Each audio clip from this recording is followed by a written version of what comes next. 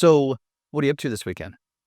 I'm having dinner with some friends, and then I'm going to the gym as usual. You're gonna go to the gym? That's weird. It seems like a foreign thing for you, like not something you do a lot of. We can talk about it a little bit later, but I think that's my therapy for everything. I am 100% on board with that. That is my therapy. That is my church. That is where I go to decompress, unwind, to get the endorphins flowing from a good hard workout. I need to do way more cardio than I've been doing because I'm getting older and I'm starting to slow down when I walk up the stairs. So that's definitely something I need to Body do. is a muscle. Yeah, yes, it is. Maybe I should get some pointers from you. Yeah, we haven't asked. Well, so today my guest is Solbjørg Engström, a longtime friend, somebody with a absolutely amazing story of coming up in Norway, um, some really heartbreaking tragedy that you've dealt with, that you have overcome, and I want to dig into that, unpack that a little bit. I'd like you to share, obviously how it felt, and how you got through it, and how it helped mold you as a human being. Because anytime somebody deals with that kind of tragedy, it's going to have an impact on someone's psyche, and you can either let it ruin you, or you can use it to rise above and evolve and become a better, stronger person. And as I'm sure a mutual guiding light for both of us, Arnold Schwarzenegger said, "That which does not kill you make you stronger." Made you stronger. Probably someone else said it before him, but he's the one that I remember making it famous. So, Sola, welcome. I'm so excited to have you on the show. I've known you since you came to the country, and we've been friends, and we've talked, and we've kind of worked together to, with your business and so forth and so on. I'm super excited to have you here today, and so thank you, first of all. Thank you for having me. I Well, look forward to it. And well, good. Well, I'm excited to have this conversation. I'm excited for my watchers and listeners to hear your story. Welcome to Down and Dirty with Michael Julian. On the show, we're getting raw, real, and leaving no stone unturned. Each week, I sit down with some truly remarkable people who have overcome adversity in their lives. My guests are warriors who took their pain and turned it into power. So get comfortable, because we're about to get down and dirty. You're from Norway, yes, and you are a high-performing immigrant that came to America, that saw the potential for the life that you could have, the business you could build. I would love to hear a little bit, tell us about your childhood growing up in Norway. I want to talk about college because it's so cool that to be a cop in Norway, you've got to have a degree, right? Like a bachelor's degree. That is fascinating to me. To get into the FBI, you have to have a bachelor's degree here, but you can just, I think, take the GED, which is the basic, test to make sure you know what you know enough to graduate high school to become law enforcement out here. Tell me about growing up in Norway and kind of your evolution. yeah. I grew up in a very nice place on the farm, quiet place. Had a nice family, an older sister, 3 years older. Yeah, small place, no neighbors really. I got early into sports when I was 7, active daily. What kind of sports were you? European handball. Well, I'm not sure if you're into. It's you throwing a ball, a soccer game, a smaller field, but it's very physical. Yeah. So you probably excelled at that. I loved it, but I injured after years. Yeah. Yeah. So that's what got me into lifting weights, because I needed to recover knees, back, shoulders, everything. Okay. So I So you went through regular school, and then what? When did you start? And you had a pretty normal childhood, normal family type. When did you start thinking in terms of you wanting to be in law enforcement?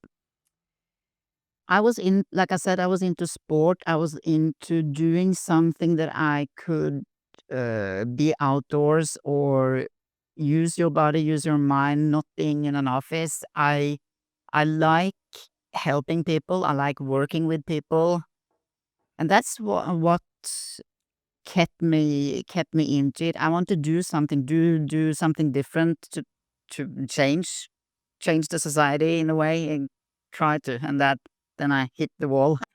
You wanted to make a difference. Yeah. When did you get into bodybuilding? Was it before law enforcement?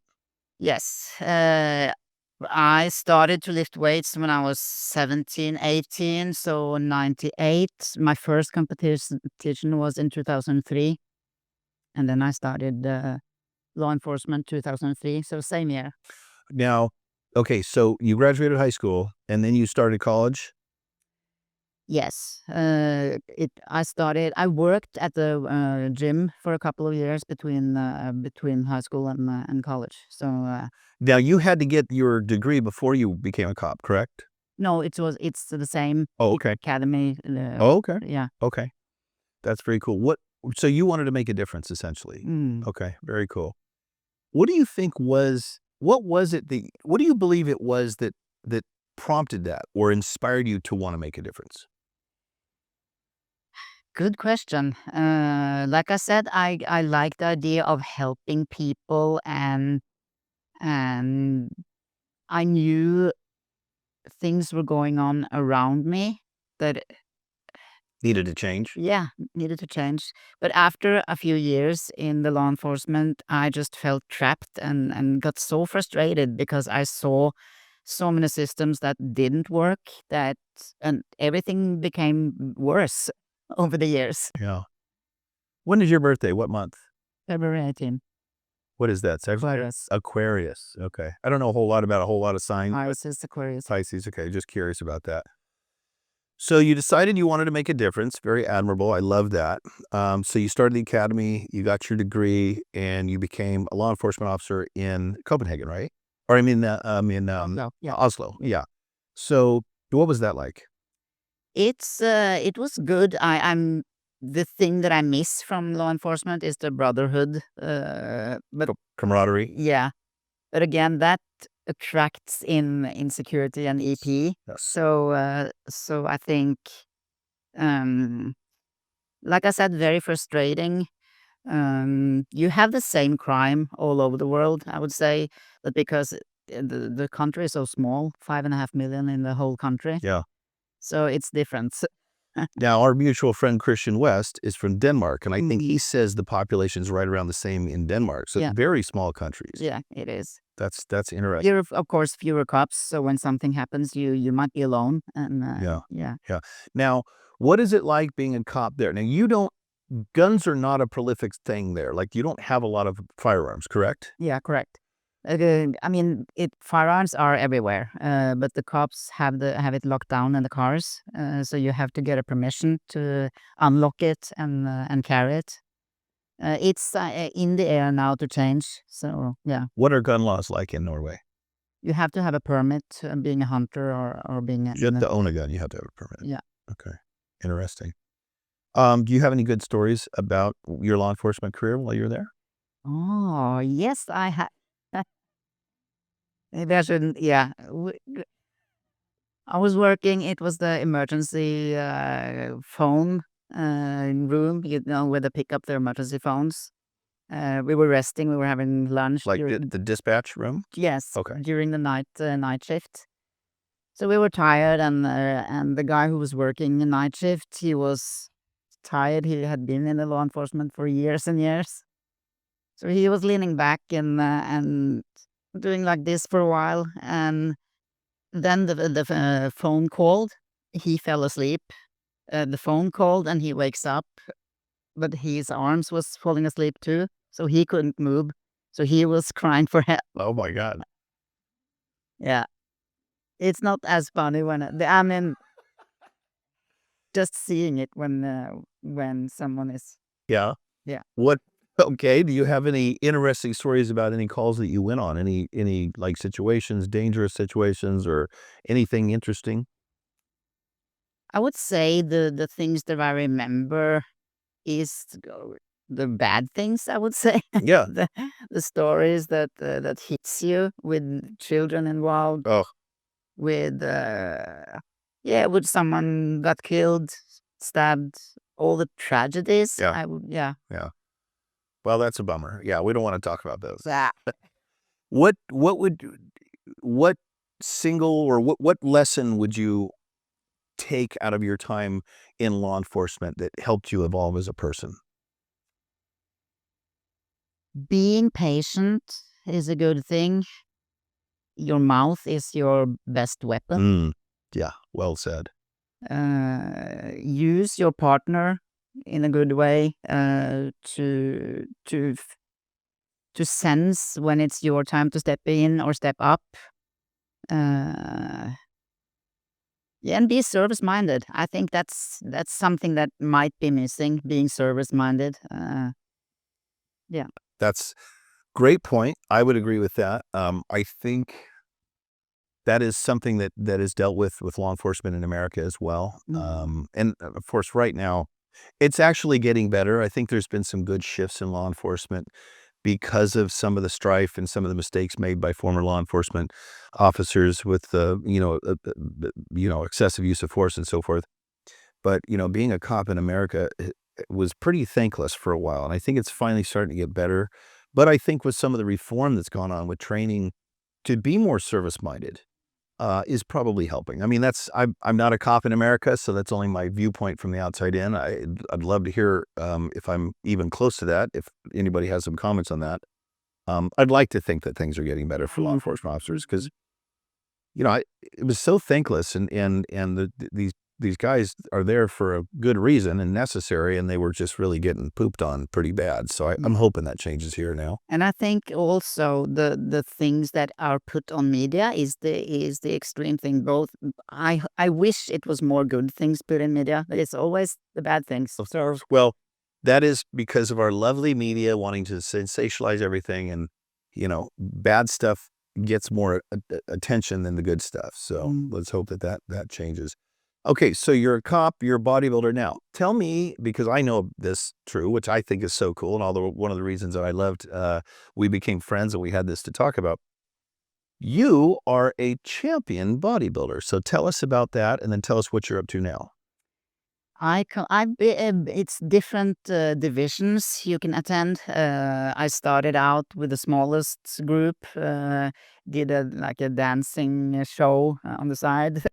It was Like a talent, like physique and talent type. yes, and then you had some strength. You did pull-ups and dips. As many as possible, and yeah. But anyway, the bodybuilding, or I like to say body sculpting, Yeah. is done over years. It's nothing, and that's the cool part for me, that it's always something you can improve. So I like the way that you have something specific. You work your mind through it too. This is how I want to look. A goal. Yeah. And you just work daily. Yeah. But tell us about your title. Norwegian champion 3 times, Nordic champion in 2010. I competed like 15 times every other year. Yeah, Nordic champion is a competition between 7 countries in Europe. And again, tell me about what bodybuilding and your time in the gym means to you. For both of us, Yeah, it's therapy. it's therapy. What do you experience? Tell me about how you use this to therapize yourself. Like, what do you feel, and what does this do for you? I would say it's the 1 hour during the day that the world is locked out. It's just me, the weight, the connection, muscle, mind. It's not so much about living heavy anymore. It was my ego, Yep. of course, you know everything Yep. about it. Yep. But then you get smarter, you get some injuries now and then, and you feel the difference, that it doesn't really matter with how much weight you lift. It's the muscle mind connection, the feel you get when you hit the right places. So it's for me, it's the weights never lies. It's the pounds that it is, and the reps are how many. Yeah. And it's, a lot of people say golf, I liken it to golf. A lot of people say, I'm not playing against the other 3 guys in my foursome. I'm playing against myself, and I'm playing against my last score. I think with you and I, or anybody really that spends time in the gym and who grew up in the gym like we did, it's really about doing, getting a little bit more weight and a little bit more reps and a little bit more sets than the last time. Not always, depends on your mood and your nutrition level that day and how much sleep you got. But That's a very good point because you don't know. That's when you're competing too. You don't know who is on stage with you.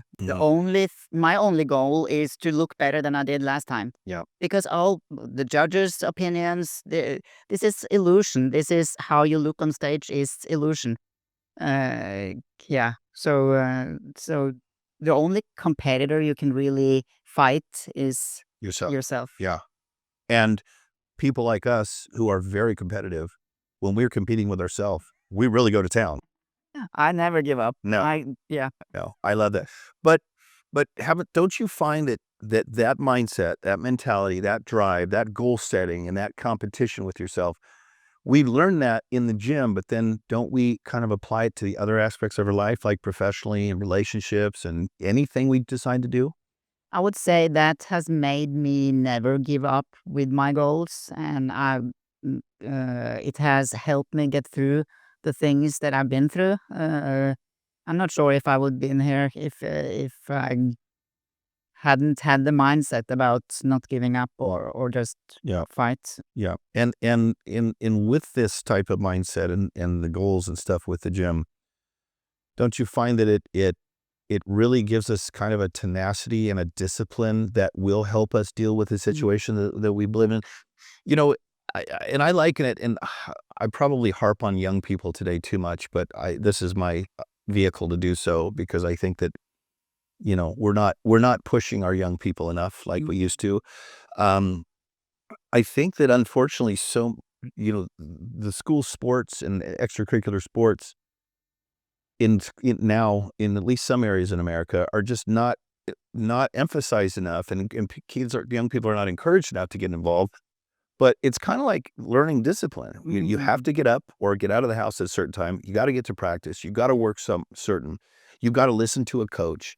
You got to do what the coach says, which means pushing yourself beyond what you thought you could do. And then finding out, holy cow, I could do more than I thought. You're I so right. No matter how bad your day is, just do what you're going to. It will be better at the end anyway. Yeah, I agree. And one of the most inspirational films that I ever saw, and I know it may sound corny, but Pumping Iron, Arnold Schwarzenegger's Pumping Iron.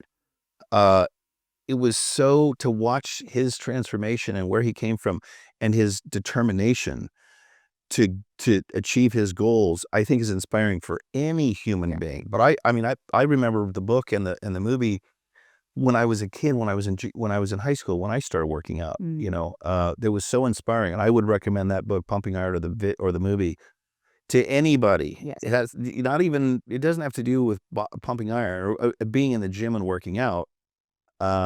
It's about discipline. It's about hard work. It's about, and goal setting.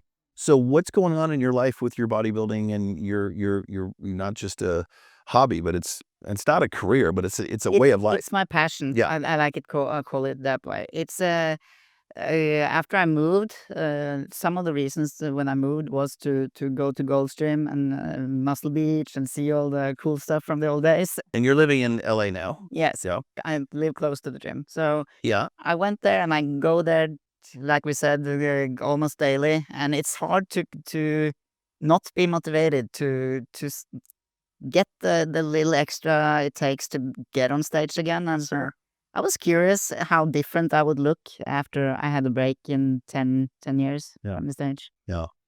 And I have been to the original Worlds and the original Golds down there where you're at. So that's where you train, and that's where Franco and Arnold and a bunch of the old timer champions used to train. Okay, so you're still involved, and you're about to compete, aren't you? I just did a competition this summer. I did my first competition after the break last year, and it was fun. Yeah.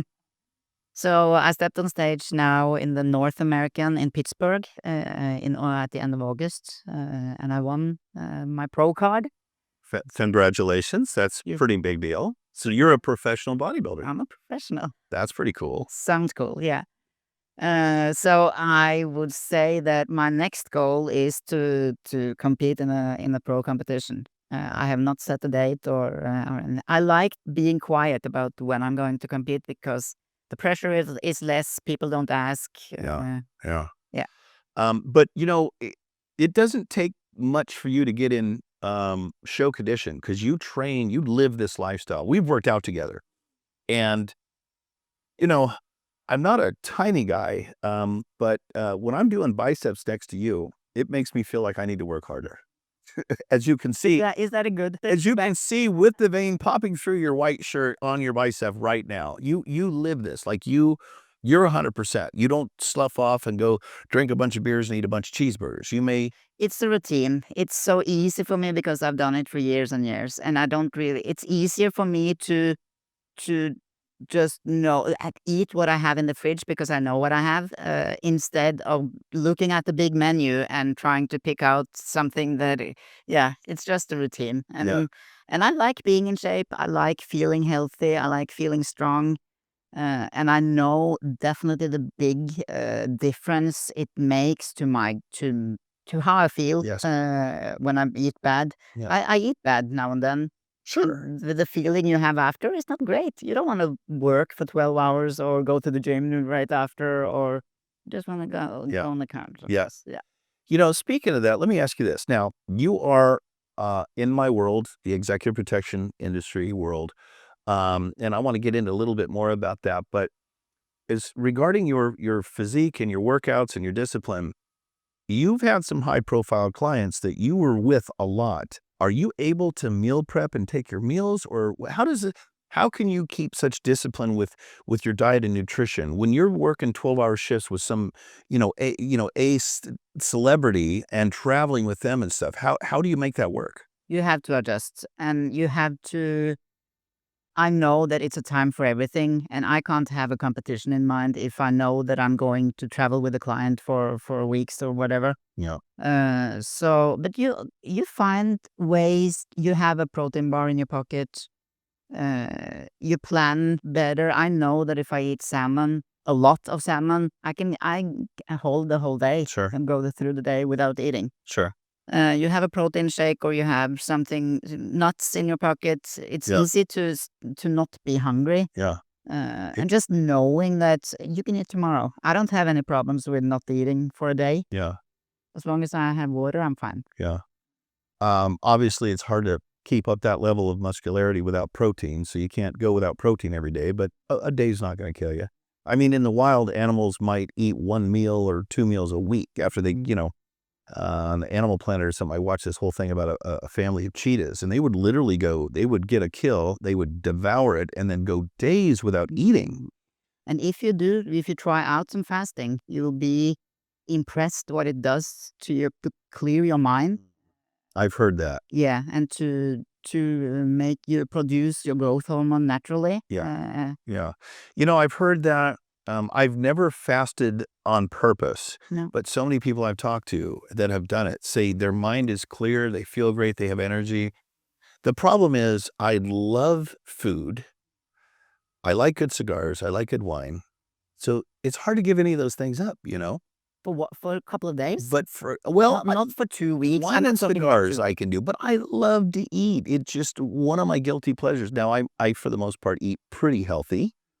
Try and do all the protein I need to, but man, just not eating. But I need to try it because everyone says how clear their mind is and how much energy it is. And it doesn't make sense to me, but I should try it. Yeah, and it's the way you talk to yourself. Everything even if you don't, if you just whisper to yourself, your brain doesn't know if it's loud or when you say that I love to Yeah, eat, or I can't do this. This is not for me. You're telling yourself that. you're absolutely right. Yeah. You're If you say, you know what, chocolate, it tastes horrible. A cigar, well, it gives me bad breath. yeah, but I would be lying to myself if I said chocolate tasted terrible. The bad breath thing is true, but I do like my cigars. Well, that's pretty cool. That's interesting. So let's talk about your career. Now, you came to America. What was the idea of coming to America? Tell me that whole thought process and the physical act of getting to America and starting a life. California, sunshine. By the way, have you been to Hawaii? Or Oh, I've is been to that Hawaii. just a coincidence about vacation Are or you talking about my shirt? yeah. Oh, well, thank you for noticing my shirt. This actually, if you see, it's got machine guns on it. This shirt is one of many, many patterns that the apparel company called Retro Rifle Okay. makes. And I met them at SHOT Show last year in Vegas, and they gave me a couple. They were giving out shirts to promote. And everywhere I go, people comment on this shirt. Not only do I love the cut of it, but the pattern, and it's very subtle. Unless you're looking, you don't see the machine guns. So there's machine guns in my shirt, which as a, firearms enthusiast, I thought was pretty funny. And people always comment on it. So I thought this would be very fitting. And frankly, I'd love to get Retro Rifle as a sponsor so I can get some more shirts. So if you're watching for Retro Rifle, please hit us up. I would be more than happy to promote. But I need some shirts for it. So yeah, well, thank you. I appreciate that. That's a pretty funny question. I was wondering where you're going with that. So you decide, of course, it's beautiful here, California, great weather, not crazy about the politics, but there's a lot of wonderful things about California. When you decided to come to America, was California where you decided to come to? And then what was the process of getting here? It was, let's go back to 2010. I met a great man. I fell in love. We had a great time, some great years. He was my soulmate, and we tried to build a life together. We bought a big house In Norway? in Norway. He was law enforcement as well? No, he wasn't. He was, You met him at the gym? yes. Okay. That's a demo. Okay, that makes sense. Yeah. This was in Norway, obviously. This was in Norway, 2010. Yeah. I wasn't a big traveler at that point. I had, when I grew up on farm, I had horses and you were keeping busy working and anyway, we decided to get married, and then we went on a honeymoon to Thailand in 2015, and then it happened a horrible accident. He got killed in a car accident in Thailand. Okay, let's hold on. Back up and break this down for me. Specifically, what happened? Where were you and how did this take place? You were in Thailand and We were going for 16 days to Thailand, and we were traveling around for a little bit. We decided to go to Koh Samui, a beautiful island, a big island, and we spent a wonderful time there. 12 days was just being in a paradise. We rented a scooter, a moped, and were driving around everywhere. He was driving and I was on the back. And it was after 12 days, we decided to go snorkeling. Had a great morning, had some breakfast, just slow, like you do on vacation. And he said that he can go jump on the scooter and buy some snorkeling. where were you? You were at the beach Equipment. or what? We were at the hotel at You're that at the time. hotel. Yeah. So I said, okay, I'll just go down to the beach and wait for you. They have it down the street, so it should take a few minutes. And after about 20 minutes or so, some hotel staff came down to the beach and asked me if I lived on room 608 or I think it was 608. And I said, yeah, come. They said they were not speaking English very well. And I asked why has something happened, and they just said come, and then they showed me into a car. I said I was starting to get annoyed that you have to tell me what's going on here. I'm not putting my feet into the car without you telling me. And then I said, police, come.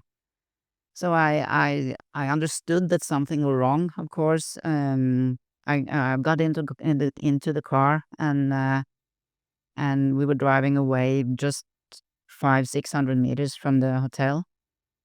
And then I see a police car.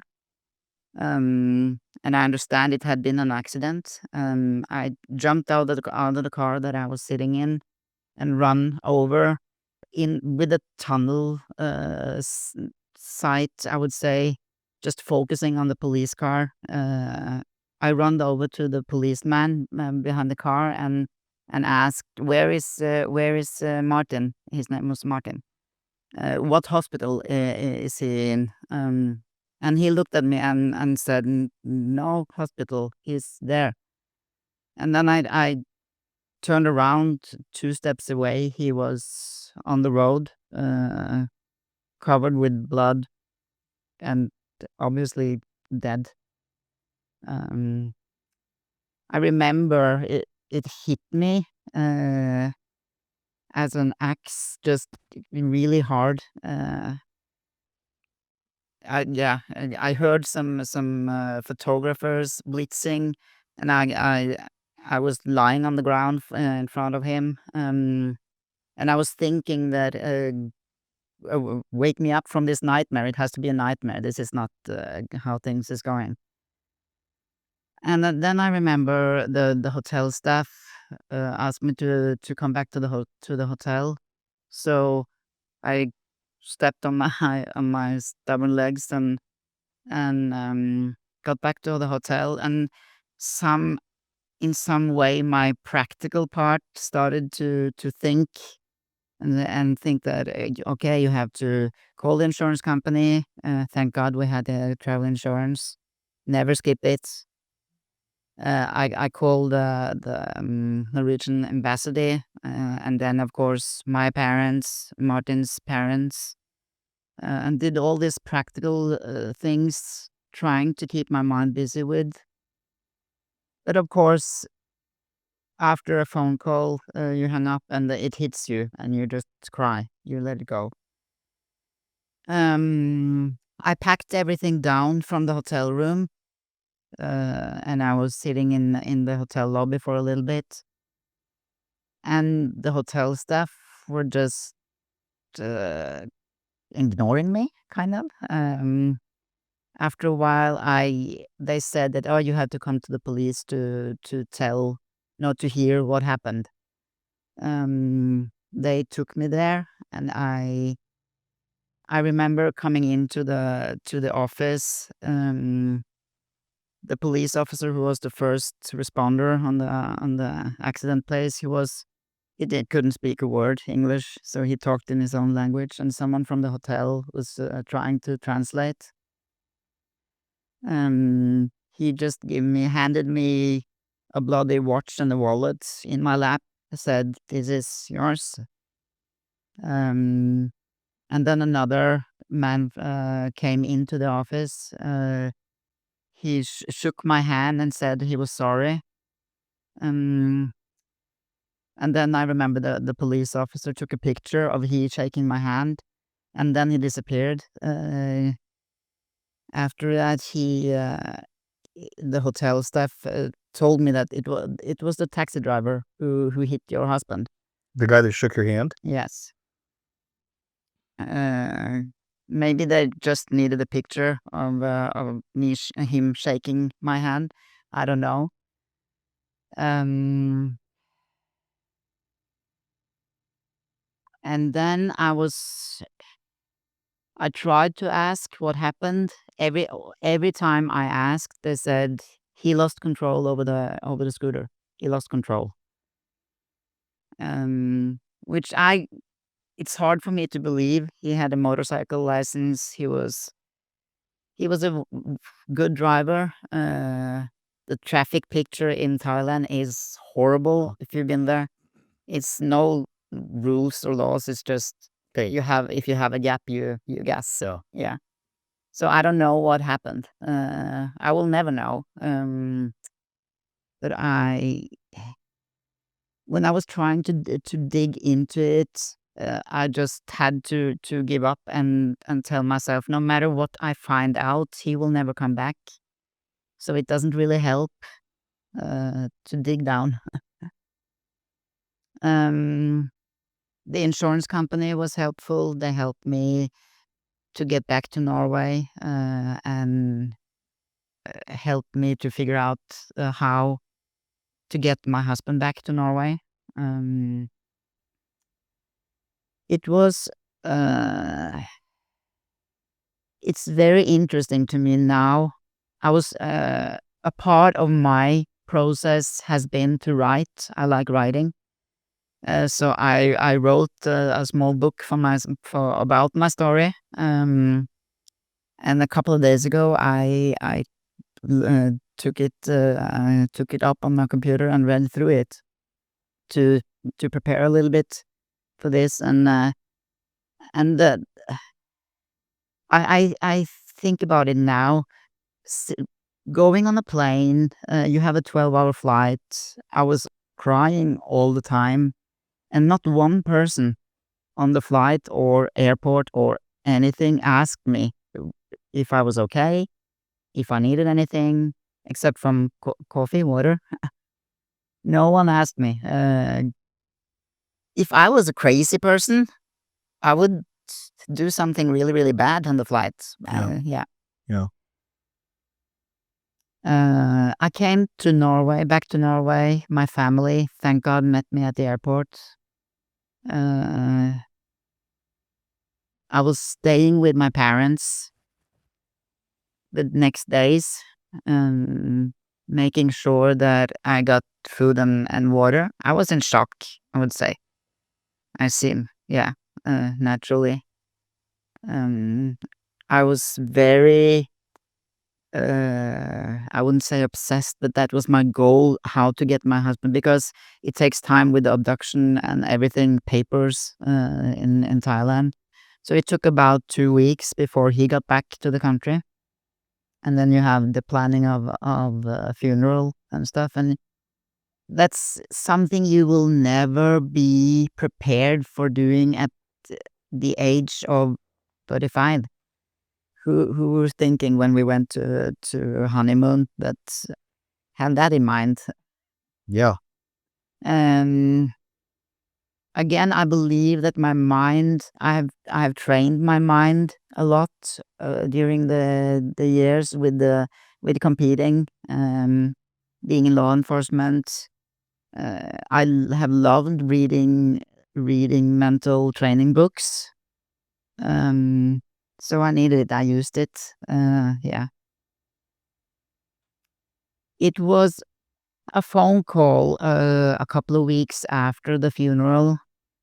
I could say a lot about the funeral, but it's, I don't know, we're at time. Anyway, it was a nice day in many ways, but I don't really remember too much of it.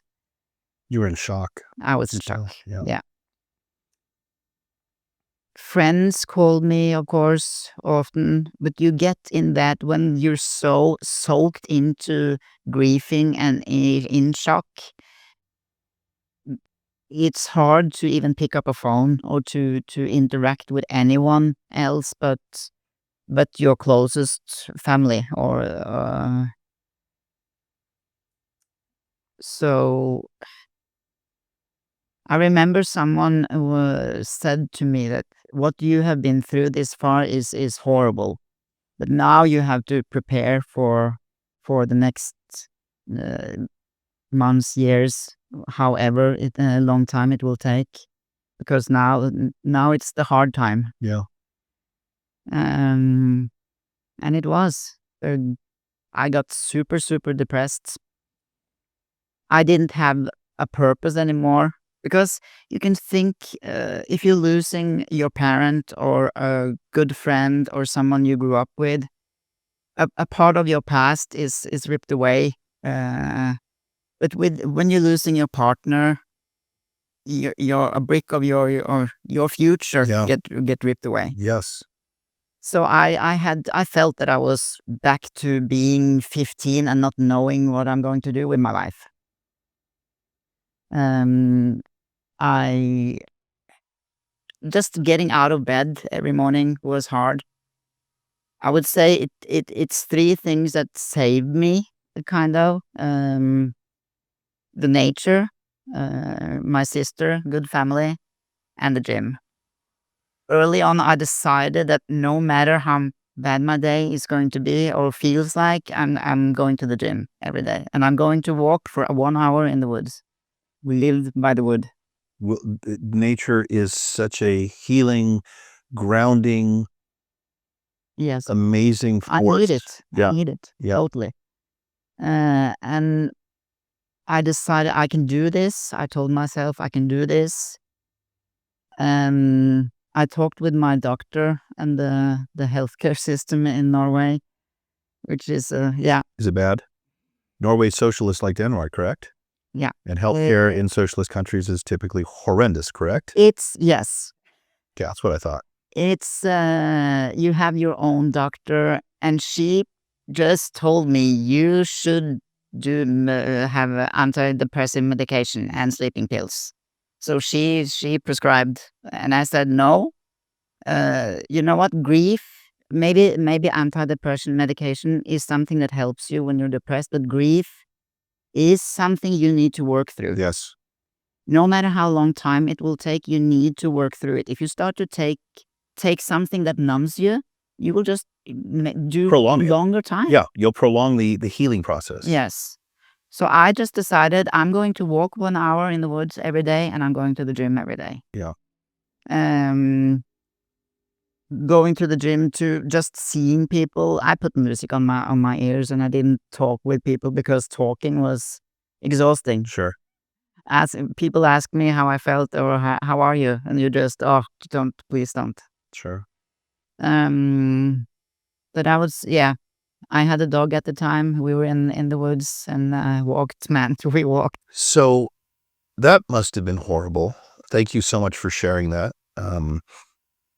That's what this show is about. It's about trauma and challenges and things that can literally crush a person. And you either choose to allow it to crush you, or you use it to inspire or drive you to be stronger moving forward. How long did the depression last? You said going to the gym helped a lot, which I think is a great lesson and message for everybody. Physical activity, not only does it help you physically, but it helps you mentally.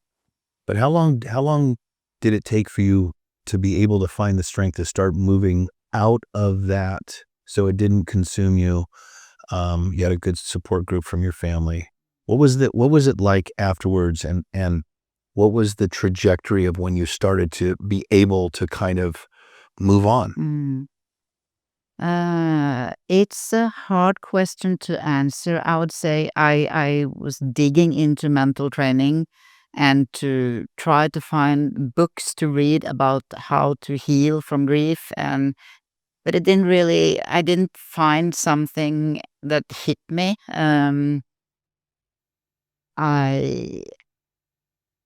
I got very, very self-aware because I started to understand how my body language changed over time. When you are depressed, you dip your head a little bit, your cheek is down, and then your shoulder comes after. You look down when you walk.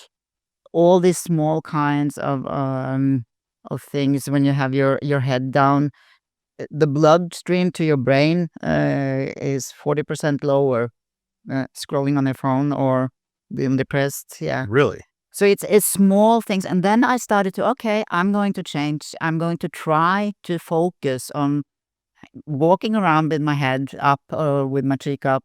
And then again, when you don't smile for weeks, you don't laugh for weeks, those muscles you use in your face and in your body when you actively smile or laugh, they make you produce dopamine, serotonin, those good hormones to make you feel better. So when you don't do that, your brain's not doing serotonin. Exactly. So I started to press myself to smile, and I was before you've heard about the laughing courses. Mhm. I was sitting home laughed loud to try to connect muscles. I was trying everything. I had orange glasses on to lock out the blue light from screens to make the weather feels better because it looks brighter. So you literally consciously made a strategic effort to change where you were. I was desperate. I was so desperate. I felt that if it doesn't change, I can't do this. I don't want to live like this. It has to change, or yeah. I knew in the moment that if I decided to, I'm not going to do this anymore. It's not crying for help or anything. It's done. It's over. I know that I'm stubborn. I know that I can do whatever I want to do. But that kept me, because of the mindset I trained over years.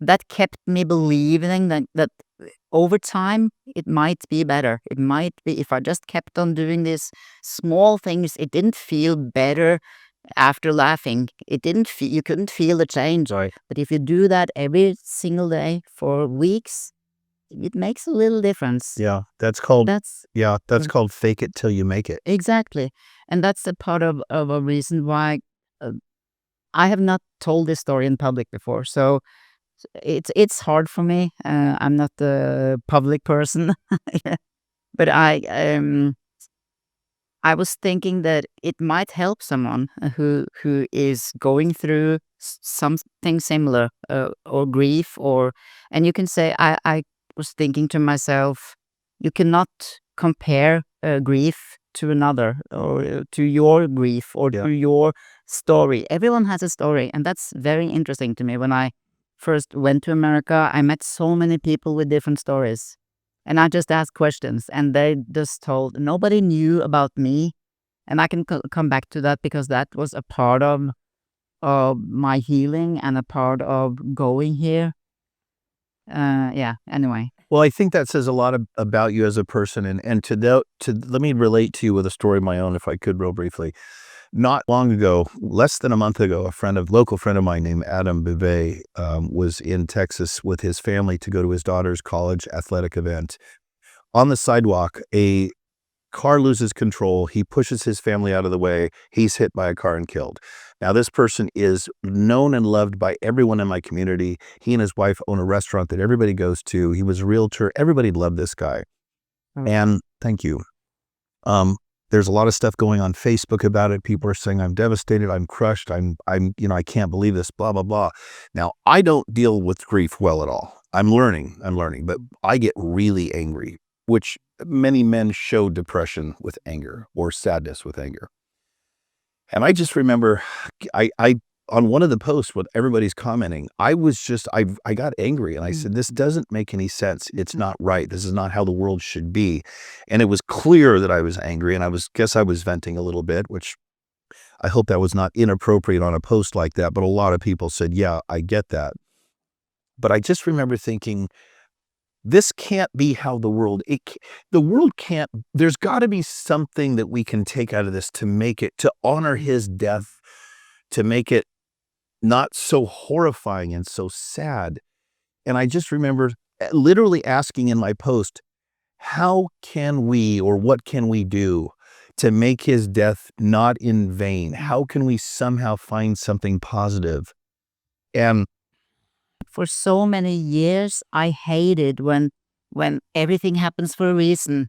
When you read that quote, it's no reason. But then after a while, you start to understand not the reason, but you see the bigger picture. yeah, Yeah. when you come out of the fog that you're consumed by, the grief and the sadness, you can start to think clearly and see that. But it takes time. It takes time, and it's no recipe for how long time it will take. It's no, you don't know how or when or where or anything. You just have to be patient. But let me just stop and draw some attention to the fact that you, like so many of my guests, and the reason you came out of this a better person, you are a fighter. You are not going to allow this type of horrific event to own you, to ruin you, to destroy you and your future. That is not your personality. And that is so important, and something in every interview I do, I want to make the point of, people like you are fighters, and you will find a way to come out of it, because you will not quit. You will not let it beat you. You literally, it's stated, you made a conscious decision. It is time to figure a way out of this, because the status quo won't work. And after my father died 6 months into it, I thought, I might as well just eat my Glock, because I can't go on this way.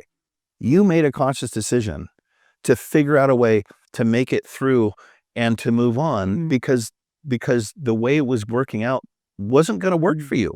And no matter how much other people are trying to help you, or with medication some people take, or whatever helping thing you get, the only one who can make a change is yourself. Yeah. And it is work. Yeah, it is a lot of work. Not easy. No. But if you want it, you can do it. That is a fact. If you want it, you can do it.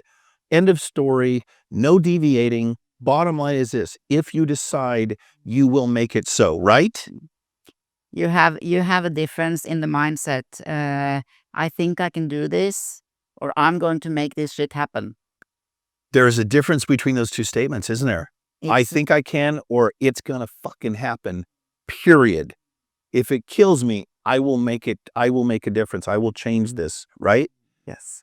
And listen, that is a mindset. And we talk in my Alive program, which I always somehow end up coming back to because it's something I feel so strongly about it. It is a mindset. And if your mind is so incredibly powerful that if you make the decision to make that change and course correct or pivot, you will make it so if you do the work and you never give up, right? At some point I was thinking, I can do anything. I can do anything I want. And if I can't, I'm going to die. And that's fine, because I wasn't scared of dying, because after all this, I believe that when you die, you're going to a good place. So whatever you're doing, you can do it. If you want it bad enough, you can do it. And that's how I also trained. I wasn't sure how I was going to handle sitting on the flight again after the Thailand flight. But when I decided, you know what, I want to write down the bucket list, things that I want to do, and on the top of the list it was going to the Gulfstream in Venice, going to Santa Monica, the beach, the California weather, totally different from Norway. Yeah, I would imagine so. And after all this, you understand that we have no guarantee for tomorrow.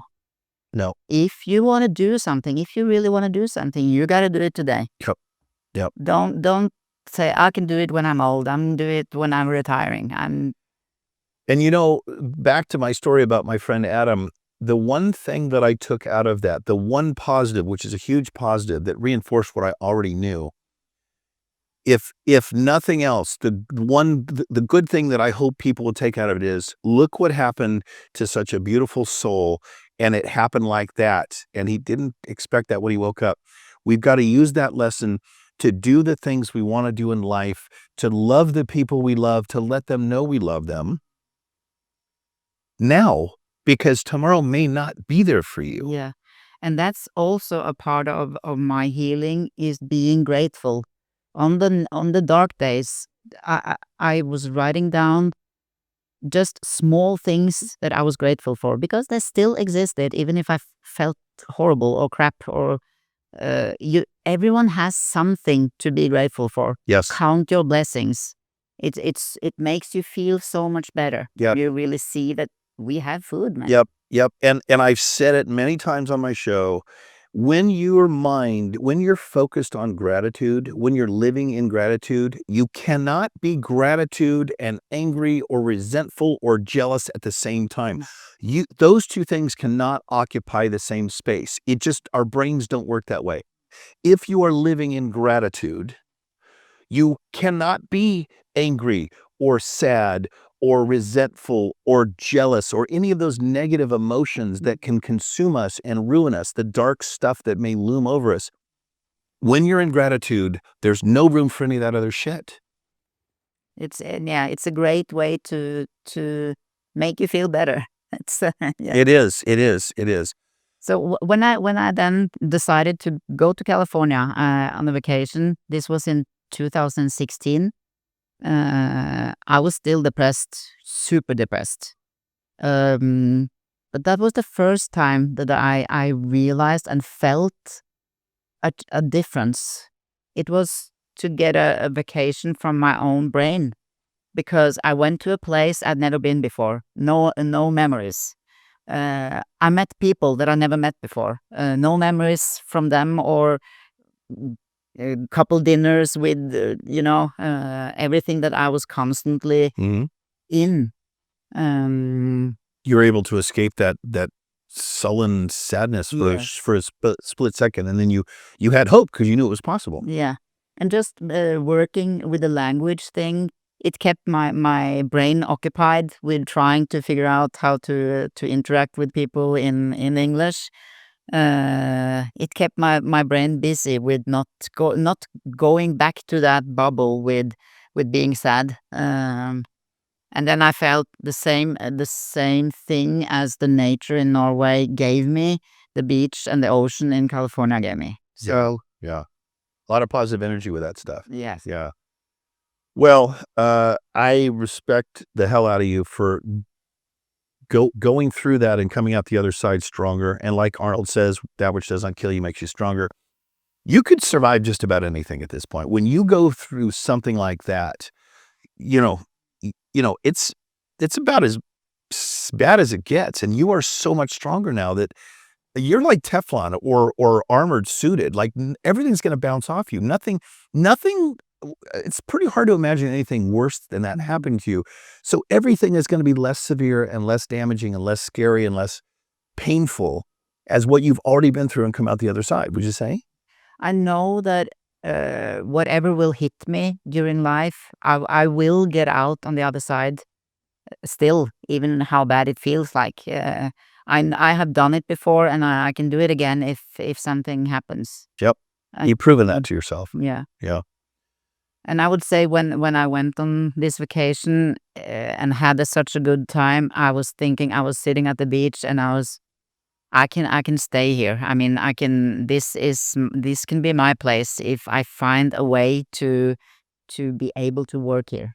Yeah. And you have. So I had to work on how can I find an employer. The paperwork with getting a work visa, it's not super easy. So being goal-minded and just having the focus of getting a visa kept me working on it with lawyers and stuff. And then 2019, I got my investor visa. And it was like reaching yeah. Tell me about that process. Now, so you're an immigrant from Norway.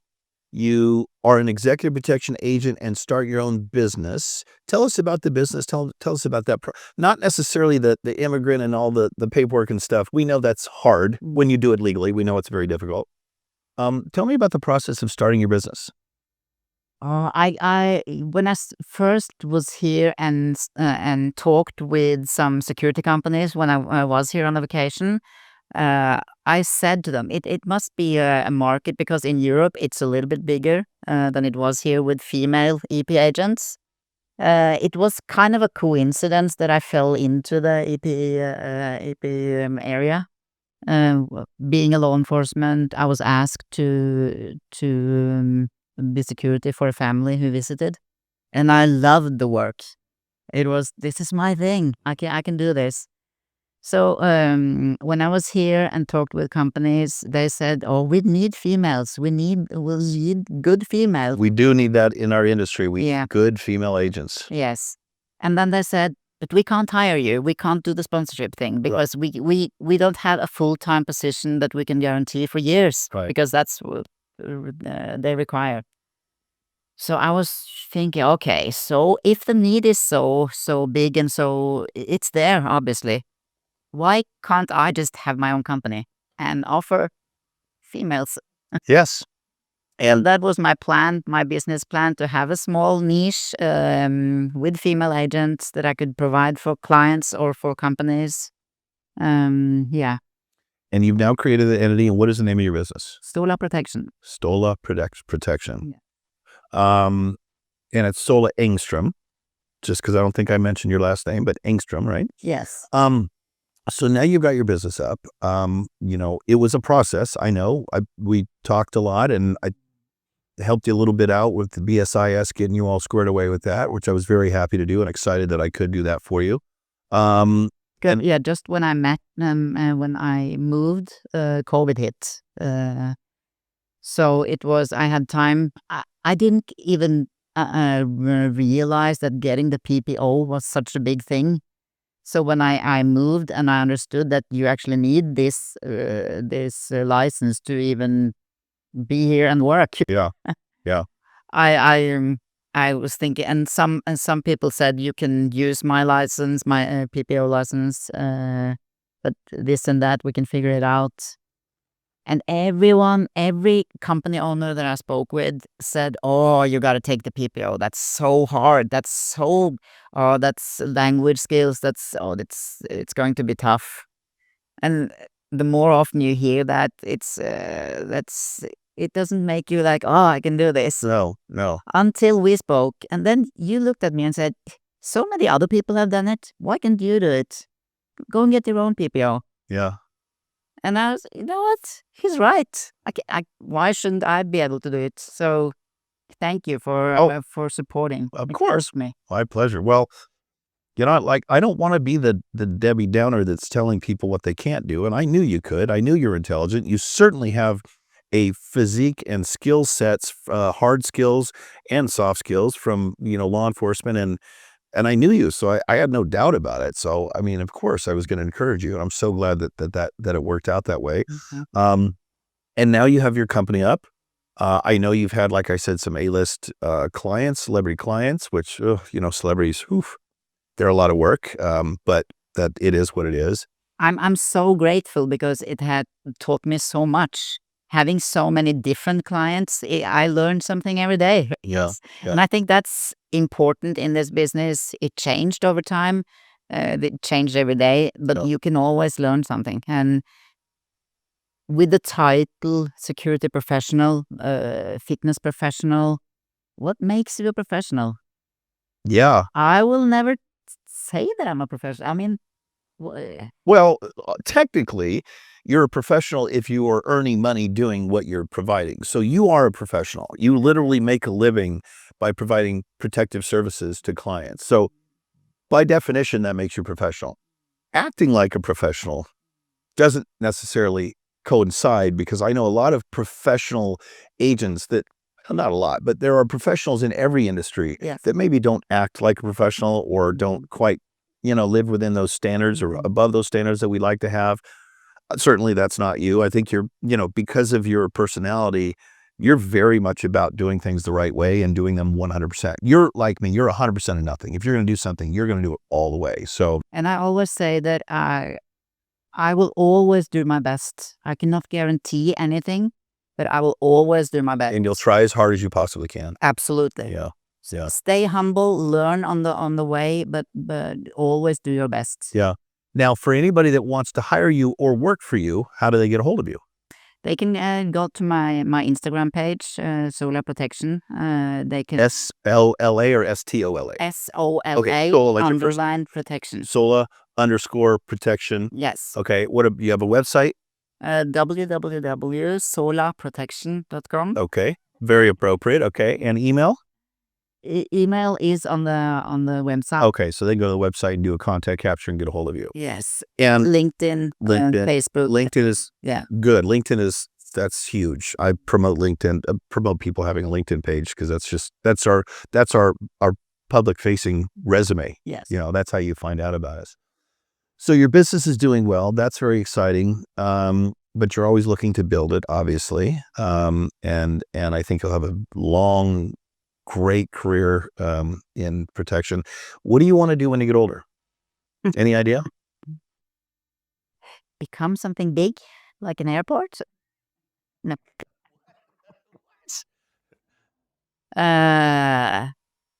I want to keep on experiencing. I think that's life. That's why we live. We experience. We learn. I want to learn more. I want to experience more. I want to sit down when I get old and tell stories to my sister's kids and to those small ones. So you want to create experiences that you can then tell people and share with people. Yeah, that's good. I know. I hope maybe this will help that I can help other people who are struggling with grief or with other hard times, depression. It is a fight, but you have to work through it. You're the only one who can do the changes. Yeah, 100%. I got a couple of questions I want to ask you. I like to do a little question Q&A at the end of these things. What are you not very good at? Speaking in public. You're doing well. This isn't public, but you're going to have a whole lot of people see it. You're doing a great job. Thank you. Why are you not good at speaking in public? I'm an introvert personality. Okay. Speaking with many people at the same time is very exhausting. It takes a lot of energy. Feeling that it's not my first language takes even a little bit extra. And I guess, again, what we all have in mind, the fear of being, looking stupid, sound stupid. Yeah. Okay, fine. I get it. That's All that ridiculous, stupid but stuff. that's fine. Now, what do you do when you have a fear of something? What do people like us do when we have a fear? You try to attack it. Exactly. Attack it. That was even a better word than I was going to use. You face it head on, you attack it. You will not let that fear beat you. You will beat that fear. Love that. That's a great answer. And then you know that the next time you know what it is, you can do it better. You can, Yes. yeah, it's Okay. easy. Then I'm challenging you to find an opportunity to go speak in public. And listen, when I started my Alive program 10, 11 years ago, I was so nervous every time I went on stage or every time I was in front of people. And it got easier and easier and easier. And I swear nowadays, you could throw me on stage in an auditorium full of 5,000 people and say, talk. And I would find somebody. It is exhilarating. So for you, it's exhausting. It was exhausting for me then too. Now it's exhilarating. Now I've not only overcome it, but I embrace it. I love it. It makes me feel energized and excited because it's not something I'm afraid of. And then when I'm done, people are like, I can either make them laugh, I can make them cry, whatever. And they come up to me and they thank me. And it's like, wow, Yeah. this is amazing. I love this, you know? So because other people believe that, you're standing on the stage almost naked. How can you, As a bodybuilder, you have no clothes on and you're up there. find it hard to talk? Yeah. That's a great point. Okay, that is what you're going to draw your power from is going, I can stand on stage almost naked, showing my butt cheeks to a whole crowd of people like no problem. Now you're just going to add talking. Yeah. Yeah, good. I love that. Okay, check this out. Who would you like to play you in the movie, in the story of your life? I know who I'm thinking for you. Oh. G.I. Jane? Was that Demi Moore? Okay, this is what I was thinking. Gal Gadot, the Israeli actress that was Wonder Woman. Okay, she's a little bit less. I was her on Halloween. Oh, I'm sure you looked very good. She needs a little bit more muscle to play you. But from the physique place, Jessica Biel, do you know who that is? She's got a very yoked, stern, gorgeous physique. She's got a great muscular physique. So I think either one of those people would be very, very good. Yeah. With that, that's okay. Let's see. Would you rather have more time or more money? Huh. I'm glad that I don't live forever. But who doesn't want more money? Typically people want more money. Yeah. But you can get Right. more money. You Great. can't get more As time. long as I'm healthy, I would like more time. Okay. Yeah. Okay, that makes sense because you can create or you can earn more money. You can't earn more time. What keeps you up at night now? My mind, usually.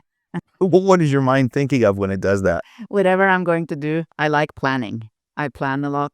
Yeah. Or if something is bothering me, if I'm worried about anything, or family things, worried about my family in Norway or yeah, just just normal stuff, I guess. Do you see your family often?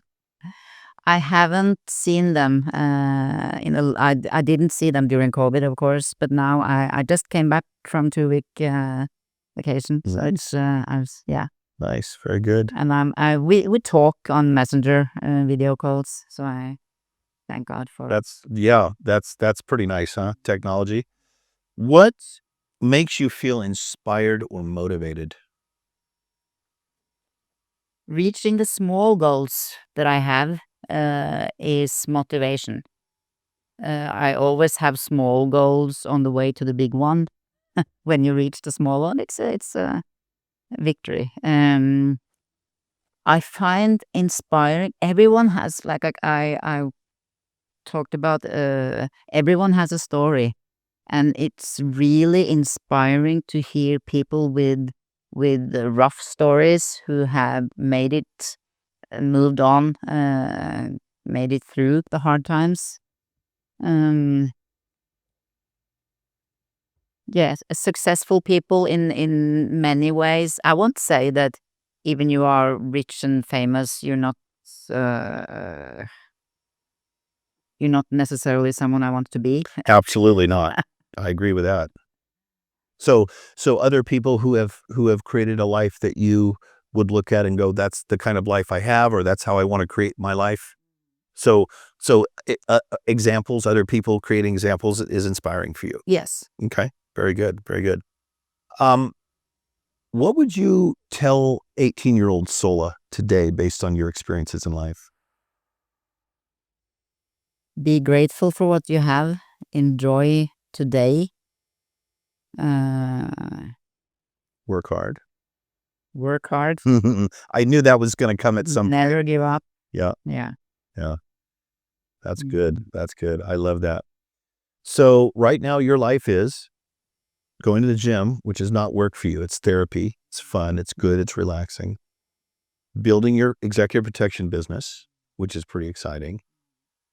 Do you have a strong or big inner circle of friends, or do you keep it small? I would say I have a lot of friends at the gym, but I don't necessarily know their names. I just see them every day and say hello and how are you, and so not many close friends.